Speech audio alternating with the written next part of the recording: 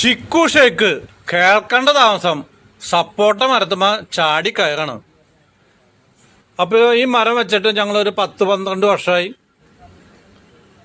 സബിതി ഞാൻ കൂടിയിട്ട് വെച്ചാണ്. അന്ന് അവൾക്ക് ഭയങ്കര ആഗ്രഹം ഒന്ന് ഒരു 5-6 മരങ്ങളൊക്കെ വെച്ച് കൊടുക്കാനായിട്ട്. അപ്പോൾ ഈ ഫെബ്രുവരി 5-ാം തീയതിയാണ് ഇന്ന് ചൂടും തണുപ്പും ഏറ്റായിട്ട് നമ്മളുടെ സപ്പോട്ടക്കായൊക്കെ മൂത്ത് വിളഞ്ഞ് നിൽക്കണം. അപ്പോൾ 2-3 വവ്വാല് വന്ന് കടിച്ച് താഴെ ഇട്ട കാരണം മൂത്തു എന്നുള്ളത് കറക്റ്റ് മനസ്സിലായി. അപ്പോൾ ഇതിൻ്റെ വിളവ് എടുത്തുകൊണ്ടിരിക്കുകയാണ്. ഇഷ്ടം പോലെയാണ്. ഒരു 5-6 പഴുത്തത് കിട്ടി. അപ്പോൾ 10-50 കായ അങ്ങോട്ട് പൊട്ടിച്ചെടുത്തു. അപ്പോൾ പഴുത്തത് ഇതിൻ്റെ മുകളിൽ തന്നെ നിന്ന് തിന്നാൻ ബഹുരസമാണ്. അതും താഴെ സബിത ക്യാമറയും പിടിച്ച് നിൽപ്പുണ്ട്. അപ്പോൾ അവൾക്കൊന്ന് കൊതിയാവട്ടെ. അപ്പം ഞാൻ ഇപ്പോൾ വരാം. ഒരു മിനിറ്റ് ആളെ നിൽക്കുന്നേ. ഒരെണ്ണം തിന്നോട്ടെ. വെള്ളം താഴ്ച്ചിട്ട് പാടില്ലടേ. അപ്പോൾ സബിത പറയുന്നത് അത് മുഴുവൻ തിന്നാന്ന് നോക്കണ്ട, ഞാൻ ക്യാമറയും കൊണ്ട് പോകും, പിന്നെ വീഡിയോ ഷൂട്ടിംഗ് ഉണ്ടാവില്ല അത് പറഞ്ഞിട്ട് എന്നെ ഒന്ന് പേടിപ്പിക്കണം. പറച്ചിലുള്ളൂ ചെയ്യില്ല, എന്നാലും ഒരു പേടി മനസ്സിൽ. അപ്പോൾ 2 കഴിച്ചിട്ട് ഇപ്പം ഞാൻ ഇറങ്ങിത്തരാം. ഇത് ഒരെണ്ണം കൂടിയും.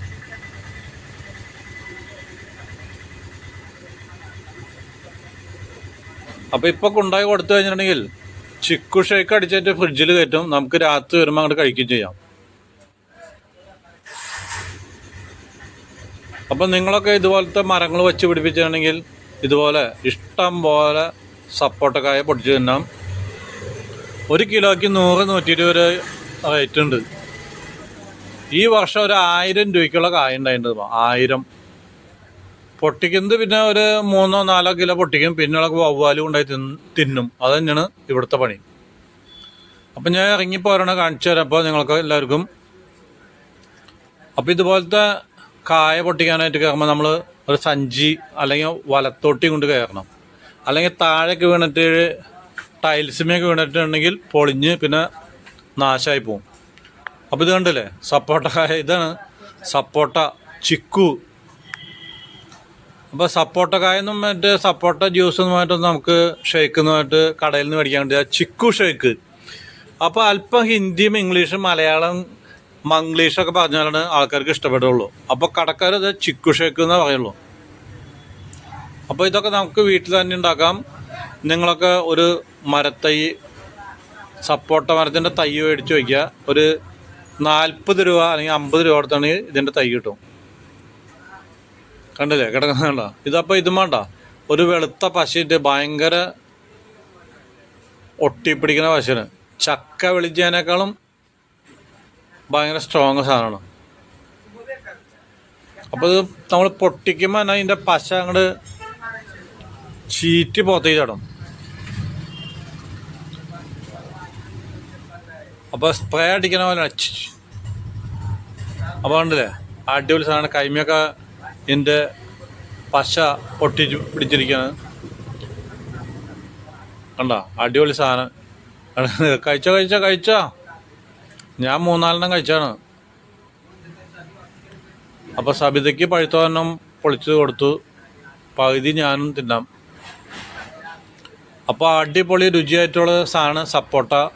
നിങ്ങളൊക്കെ കടയിൽ നിന്ന് മേടിക്കണമെങ്കിലേ നല്ല പണം കൊടുക്കണം. അങ്ങനെയൊക്കെ വാങ്ങിച്ച് കഴിക്കാൻ ഭയങ്കര ബുദ്ധിമുട്ടാണ്.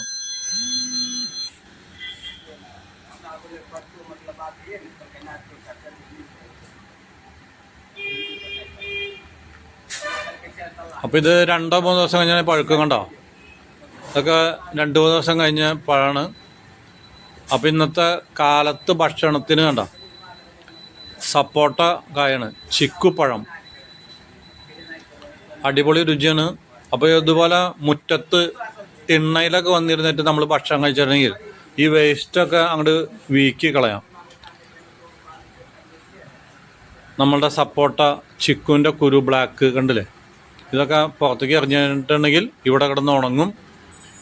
അടുത്ത വർഷക്കാലത്ത് മുളച്ചു വരും. നമുക്ക് വേണമെങ്കിൽ പറിച്ച് നടാം, അല്ലെങ്കിൽ അവിടെ തന്നെ നിന്ന് വളർന്നോളും.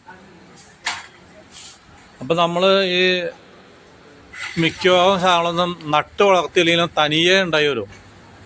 വവ്വാൽ അല്ലെങ്കിൽ നമ്മളിതുപോലെ കുരു എടുത്ത് വീക്കി കളയുമ്പോൾ അവിടെയൊക്കെ മുളച്ചിട്ടായിക്കോളും. അപ്പം നിങ്ങൾക്ക് എല്ലാവർക്കും ഇത് ഇഷ്ടപ്പെട്ടെന്നതാണ്. നിങ്ങളൊക്കെ ഇതുപോലെ തന്നെ ചെയ്യുക.